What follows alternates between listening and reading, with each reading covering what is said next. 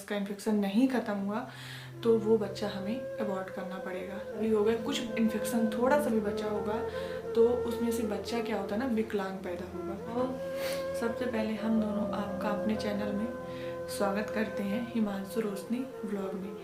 तो सबसे पहले तो यही बोलूँगी कि अगर आपने अभी तक मेरा चैनल सब्सक्राइब नहीं कर रखा है तो प्लीज़ गाइस जल्दी से सब्सक्राइब कर लीजिए।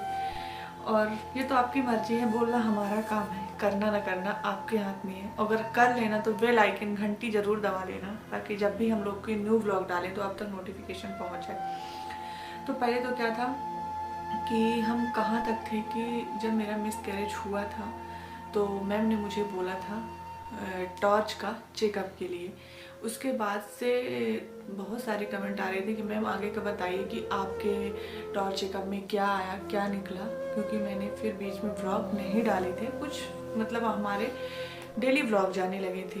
तो मैंने सोचा कि पूरा व्लॉग कंप्लीट कर देते हैं, क्योंकि जो देखते हैं उनको लगता है कि हम भी जाने कि आगे आपके साथ क्या हुआ। तो हुआ क्या गाइस कि जब मेरी 1 हफ्ते बाद रिपोर्ट आई तो उसमें क्या होता है ना कि एक टॉर्च में रूबेला वायरस मतलब टॉर्च का ब्लड में इन्फेक्शन था। हाँ, रूबेला वायरस का। तो ब्लड में इन्फेक्शन हुआ और उसको बोलते हैं रूबेला वायरस। मेरे को अब वो या तो मेरे ब्लड में था या तो इनके ब्लड में था। मैम ने बोला किसी के भी ब्लड में हो सकता है, हमसे इनको इन्फेक्ट हुआ होगा या तो इनसे हमको हुआ होगा। तो बोला दोनों लोग को इंजेक्शंस लगेंगे। हाँ, तो जब मेरी रिपोर्ट आई उसी दिन फिर मेरे को वहीं पे जैसे उन्होंने बोला देखा मैम ने, पूरी रिपोर्ट ही सब कुछ सही था, थायराइड भी मेरा नॉर्मल था, बाकी सब कुछ सही था मेरे केस में। सिर्फ उसी की वजह से ब्लड में इन्फेक्शन था, रूबेला वायरस था, उसी की वजह से मेरा मिसकैरेज हो गया।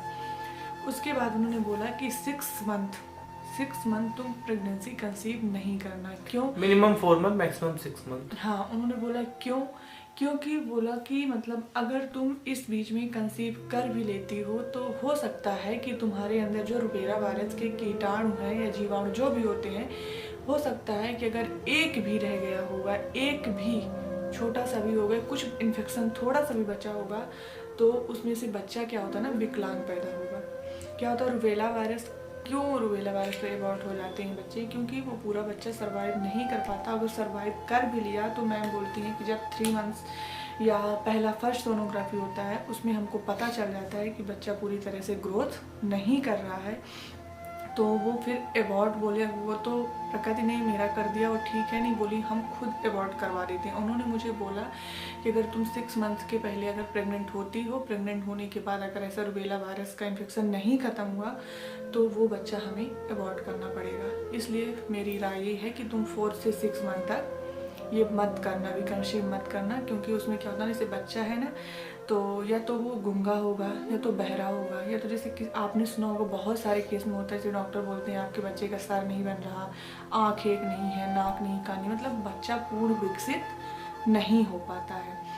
तो इसलिए रूबेला ज़रूरी नहीं है, उन्होंने बोला कि ज़रूरी नहीं है कि तुमको ये वायरस हो गया है तो फर्स्ट से ही हो गया। बोले बहुत सारे केस में ऐसा होता है कि मतलब पहले कंसीव हो जाता है, रूबेला वायरस नहीं रहता है, फिर 2 मंथ्स 3 मंथ्स 4 मंथ्स बाद उनको रूबेला वायरस हो जाता है। तो उसका क्योर हो जाता है ये कि उसमें इंजेक्शन अगर लगते हैं तो और क्योर हो जाता है। वो अगर ज़्यादा हो गया, अगर कोई लेडीज़ नहीं जाती डॉक्टर के प्रॉपर ट्रीटमेंट नहीं लेते हैं, चेकअप नहीं होता तो फिर उनका अबॉर्ट करवाना पड़ता है। अगर उनको पता चल गया तो वहीं पे दवाइयाँ चालू हो जाती हैं। बट बोले इसमें 99% केस यही रहता है कि उसका एबॉर्शन ही करवाना पड़ता है। 1% चांस रहते हैं कि बच्चा आगे सर्वाइव होगा नहीं होगा, वो भी पूरे रिस्क के साथ। तो ये इतना ज़्यादा भी कुछ नहीं था और बहुत ज़्यादा भी था। गाइस उस टाइम पे बुरा हमें बहुत लगा था, बट उन्होंने जब ये बताया था मुझे लगा कि कहीं ना कहीं भगवान ने बहुत अच्छा किया हमारे साथ, कि मतलब जो हुआ अच्छा हुआ, नहीं आगे तो और जाके मुझे और तकलीफ़ मिलती। क्योंकि मेरे यहाँ मैं खुद पर्सनली बताती हूँ आपको, मेरी बहन है, मेरे चाचा की लड़की है, वो मेंटली डिस्टर्ब है। बाकी आपको आप लोगों को देखा नहीं होगा शायद उसे, कभी भी व्लॉग में आई थी शायद, इन्होंने एक बार व्लॉग में, अंशु नाम है, कभी दिखाएंगे भी हम आपको, कभी हो सकता है मैं अपने गांव जाऊं तो मैं आपको दिखाऊं। वो मेंटली डिस्टर्ब है, वो जन्म से ही ऐसी थी। मुझे नहीं पता वो क्यों है क्या है, मतलब मेरे कहने का मतलब ये है कि एक विकलांग बच्चे को पालना, उसकी जवाबदारी, उसकी रिस्पॉन्सिबिलिटी हमको पता है, क्योंकि हमारे घर में एक बहन है, वो स्थिति से हम गुजर रहे हैं, मम्मी पापा चाची चाचा, कितना मुश्किल होता है एक लड़की का मानसिक संतुलन सही नहीं, उसको पालना, उसको रखना। आज का समाज कल्चर तो आप देख ही रहे हो। तो उस तरह फिर लगता है कि जो होता है अच्छे के लिए होता है। बाकी एक चीज़ और मुझे आपके साथ शेयर करना था कि कोई भी किसी भी के साथ भी अगर ऐसा कुछ होता है तो प्लीज़ उस टाइम पे आप डाइट फॉलो बिल्कुल मत करना, क्योंकि मैंने उस टाइम पे डाइट फॉलो किया। उसका नतीजा निकला कि वजन तो सिर्फ 2.5-3 किलो ही घटा था, लेकिन उसके बाद मुझे उस वीकनेस, वो मतलब डाइट फलाना ये सब करने की जगह ने मेरे को सर में इतना ज़्यादा, ये आधा सर घूमना, मेरा बीपी हाई होने लगा, मेरा सर घूमने लगा, धीरे धीरे करके मुझे माइग्रेन की दिक्कत हो गई। तो ये सब वीकनेस से होता है। और हाँ, एक बात और, वीकनेस से भी होता है।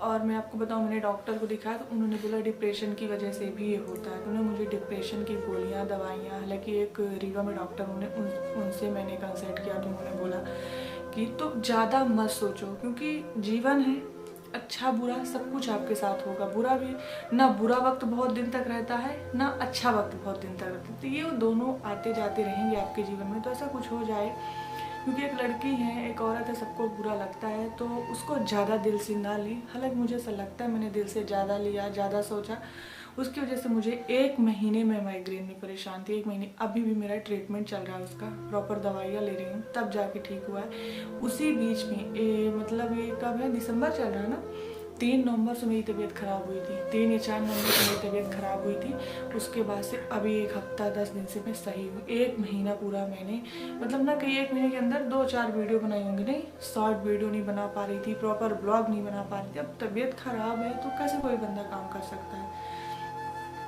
तो गाइस यही है कि सबसे पहले आप स्वस्थ रहो, हेल्दी रहो, आप अच्छे हो, सब अच्छा है, आगे बेटर होगा, सब कुछ सही होगा। ज़्यादा सोचो नहीं, बस अच्छा हेल्दी खाओ, अच्छा खुश रहो। बाकी जीवन है, दुख सुख आते जाते रहेंगे। अगर मेरा आज का व्लॉग आपको अच्छा लगा हो और कुछ पूछना चाहते हो तो कमेंट कर देना, और जाते जाते मेरे चैनल को लाइक, सब्सक्राइब, शेयर करना बिल्कुल मत भूलना। मिलते हैं नेक्स्ट व्लॉग में।